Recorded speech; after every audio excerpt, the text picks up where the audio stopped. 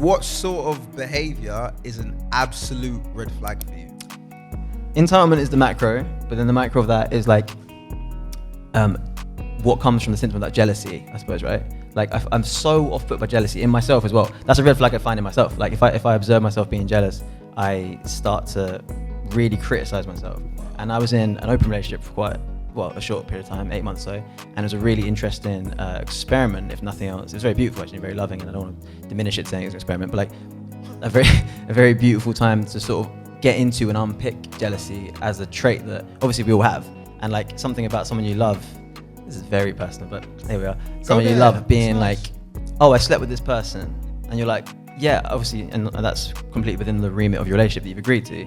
Somehow, even still knowing you've agreed to that, still your body is like, what?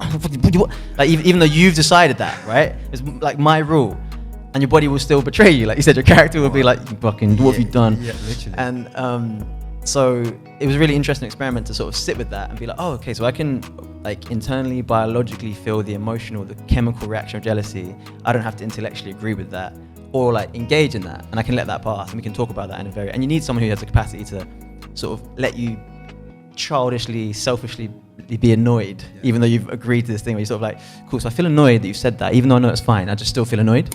And like, but you need that space for expression, though. Yeah. You need to be with someone that can handle that, to be like, I understand that. Look, do you want to talk about that? And you can be like, yeah, sure, thanks. And then after half an hour, that dissipates, and you're like, let's continue with our relationship in a healthy and loving way.